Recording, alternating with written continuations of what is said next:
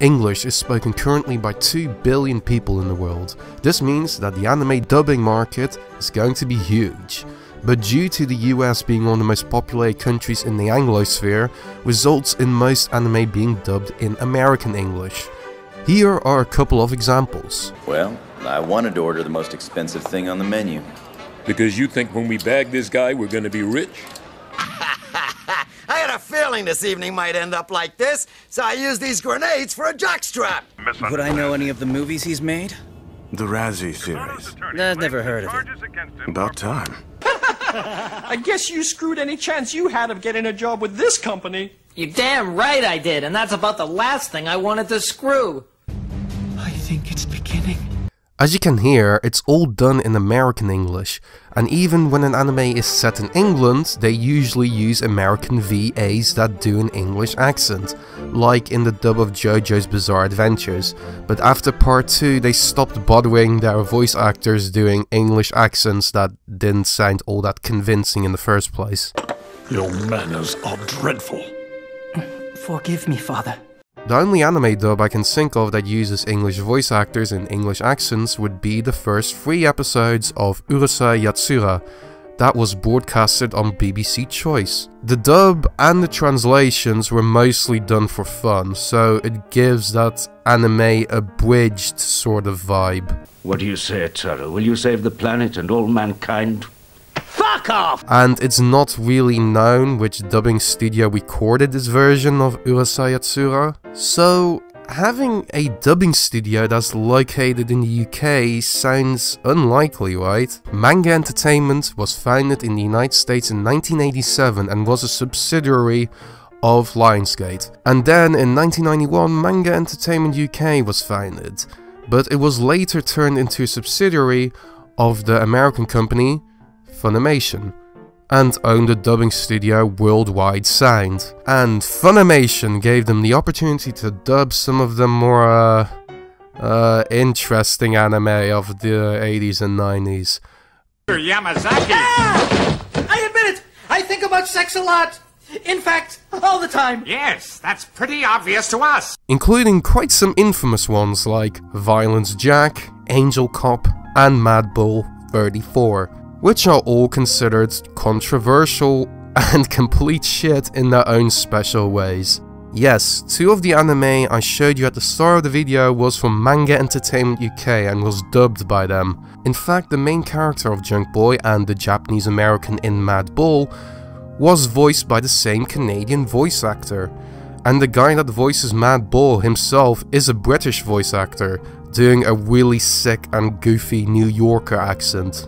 Alright, mister, get your clothes on. You're gonna be taking a one-way trip down to the slammer. If you look at the voice actors of Manga Entertainment, they either come from the US, Canada, or are just people from the UK doing an American accent. In fact, even outside of anime, English actors do this all the time, like with Tom Holland, Hugh Laurie, and Christian Bale. Also, Seadog VA kind of does this, because he is actually from Wales, but speaks in a typical Southern English posh accent. And he also got to voice a Nigerian archer in Age of Empires 2 Definitive Edition. Do not worry, you are not alone on your journey. Our village is on the other side of the river. When we reach it, it is yours. I'm out, I don't deserve to do this video, I'm out. But why did Manga Entertainment use American accents in the first place? Well, my theory is that the anime dubbing market in both the UK and the rest of the world expected to hear American voices, so it would be easier to send your dubs overseas if the audience does not realize where the voice actors actually come from. Also, it was probably easier and cheaper to find a voice actor with a Canadian or American accent, as the population of those places combined are larger, and they made the English voice actors do American accents so it stayed consistent. Hey officer, your tire's getting kinda low. Because as you notice, the anime Manga Entertainment UK got to dub were usually the obscure weird ones, so they didn't really have a large budget. However, there are some hiccups in their dubbing. For example, in Ultimate Teacher, the schoolgirl kept slipping her accent and it sounds really weird. I have some. Where, Hinako? Tell me and I'll get them for you. There's another pair in my locker. It sounds like an American trying to do an English accent. I don't know, it just sounds really odd. But other than that, I was completely unaware that Junk Boy and Madball were done by a British dubbing studio. I've reviewed both of these anime in my Bag of Anime video and never noticed it. But sadly, Manga Entertainment eventually stopped dubbing anime and just became a distributor in the United Kingdom. And then Funimation turned it into Funimation UK.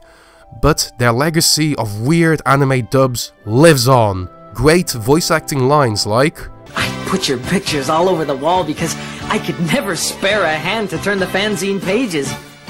You probably stopped me turning into a rapist or something.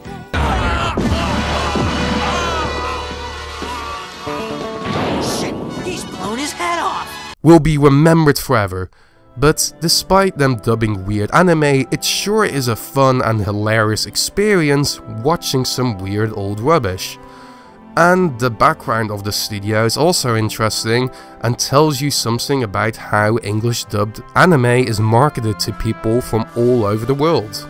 So, what do you guys think? Did you ever watch any anime dubbed by Manga Entertainment UK? Did you notice that some of the voice actors are from the UK? Let me know in the comments down below. And oh yes, thanks for the 500 subscribers everyone. I see that plenty of you enjoy dominating the sub button, you perverts. Also, sorry for the bad uploading schedule. I have videos in production but got a bit busy with schoolwork, so hopefully I will post more in the future. But I hope you guys like this video and I'll see you guys next time with whatever I make. Keep watching hentai.